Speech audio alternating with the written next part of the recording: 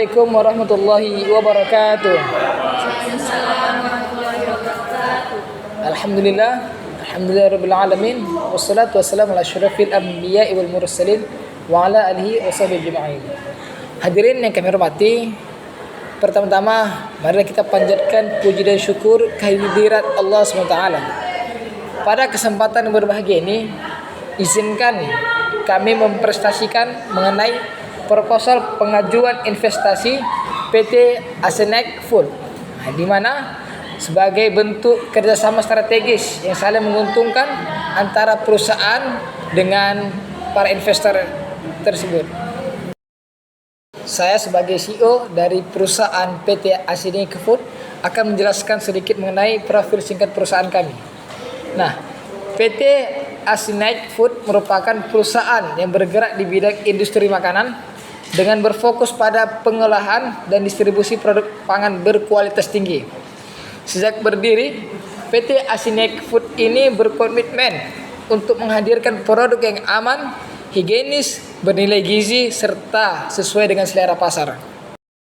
Nah, para investor yang kami bahagiakan, di sini ada sedikit latar belakang di mana industri makanan merupakan salah satu sektor yang memiliki pertumbuhan stabil dan begitu berkelanjutan.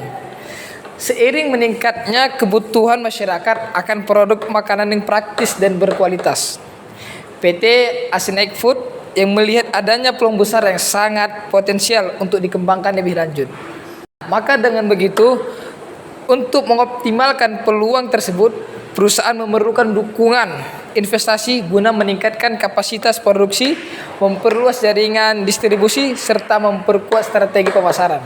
Kami di sini memiliki visi dan misi yang mungkin bisa membuat rasa percaya para investor lebih percaya kepada kami. Nah, adapun visi kami yaitu menjadi merek makanan dan minuman berbasis sereal dan coklat yang inovatif, berkualitas dan terpercaya, serta menjadi pilihan utama keluarga Indonesia untuk konsumsi lezat, praktis, dan bernutrisi dalam setiap momen.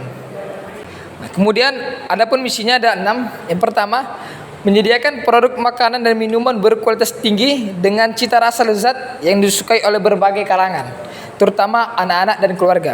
Kemudian yang kedua, mengembangkan inovasi produk berbasis sereal dan coklat yang praktis, modern dan sesuai dengan gaya hidup masyarakat. Yang ketiga, menjaga standar makanan, pangan dan mutu produksi agar setiap produk aman, higienis dan konsisten kualitasnya. Yang keempat, mendukung pola konsumsi yang seimbang dengan menghadirkan produk yang tidak hanya enak tetapi juga bernilai gizi.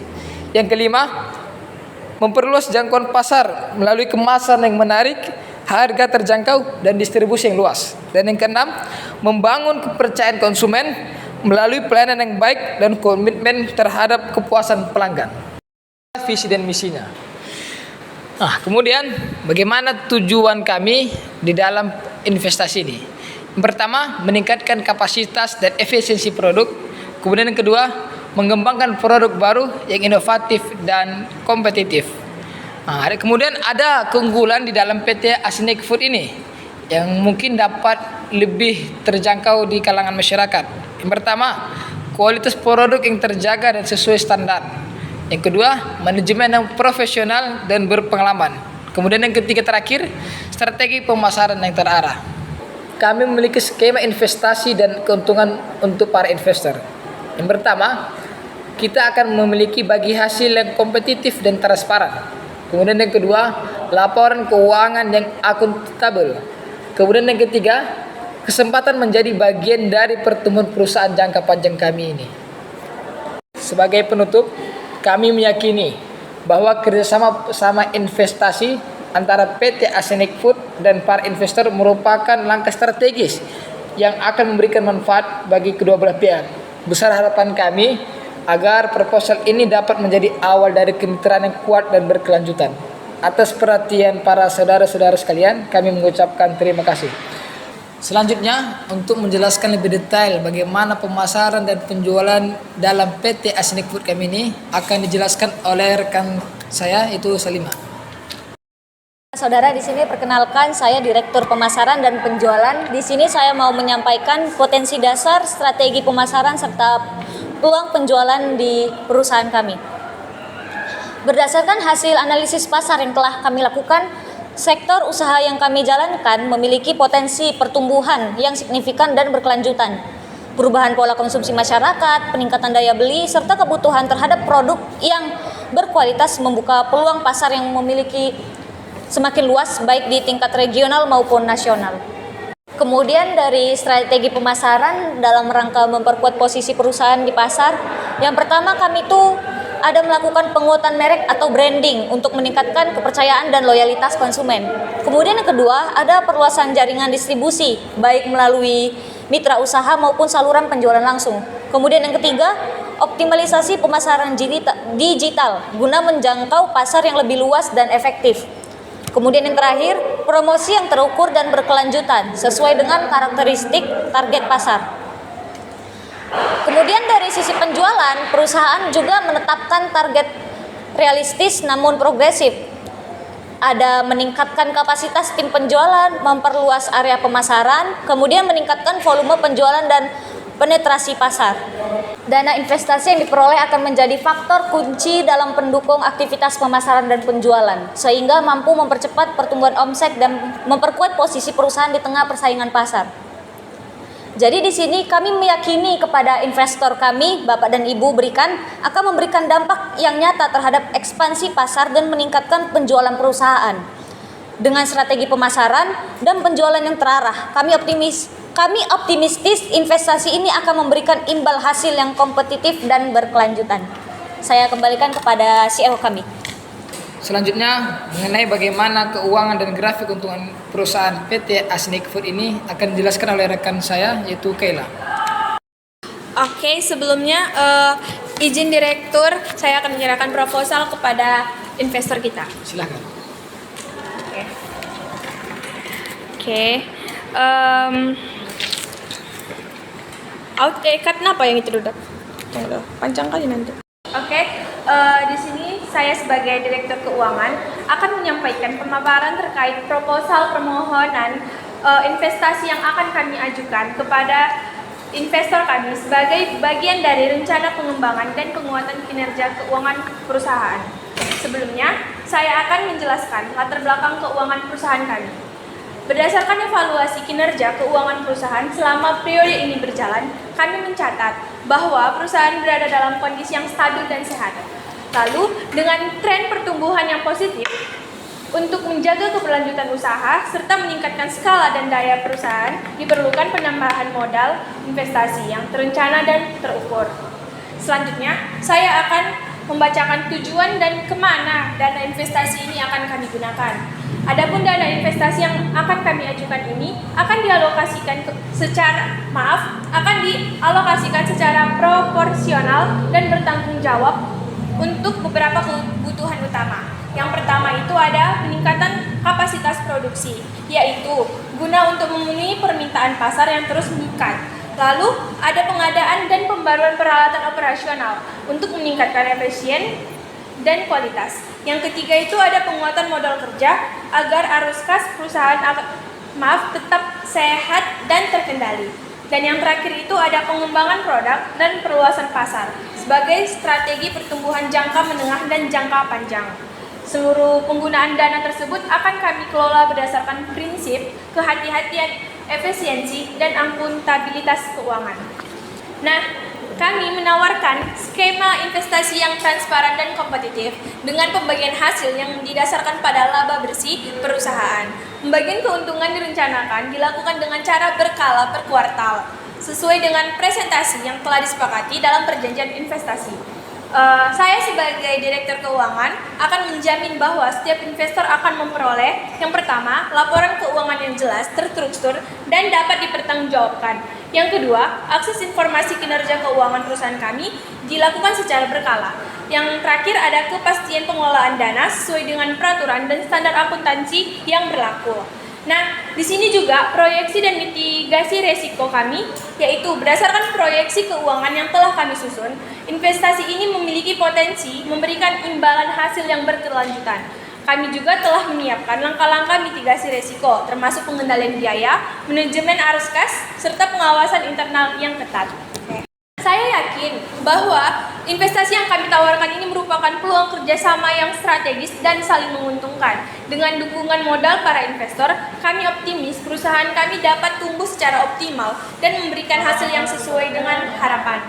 Nah, di akhir saya akan menunjukkan contoh grafik kami selama 5 tahun berjalan perusahaan kami. Mungkin bisa dilihat dari sebelah sini. Para investor bisa melihat grafik proyeksi keuntungan investasi yang akan investor dapatkan.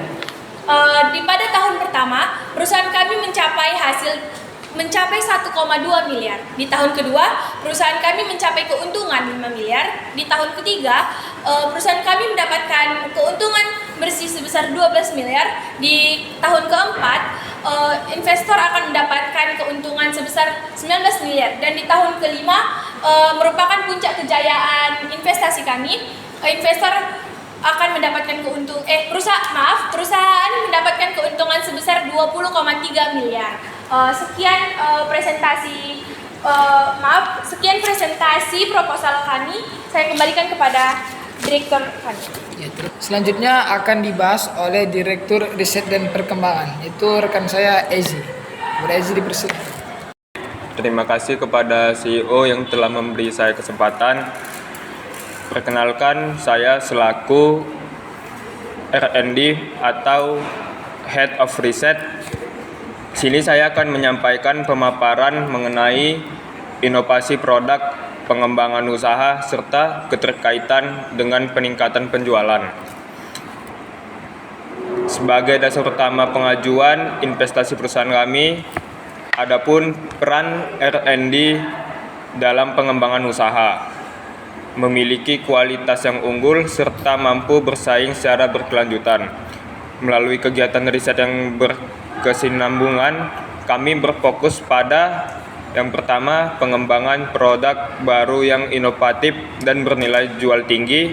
Yang kedua, meningkatkan kualitas dan efisiensi produk yang telah ada. Yang ketiga, penyesuaian produk dengan tren dan preferensi konsumen. Dan yang keempat, pengembangan mutu sesuai standar keamanan dan kualitas pangan. Dengan demikian, pengembangan produk secara langsung berkontribusi pada peningkatan volume dan nilai penjualan perusahaan. Selanjutnya, ada strategi penjualan berbasis inovasi. Dari sisi penjualan, inovasi menjadi kekuatan utama dalam memperluas segmen pasar. Yang kedua, meningkatkan loyalitas pelanggan. Dan yang ketiga, mendorong repeat order dan pertumbuhan omset. Dana investasi ini akan digunakan untuk mendukung uji pasar, peluncuran produk baru, serta penguatan sistem penjualan agar hasil riset dapat terserap optimal oleh pasar.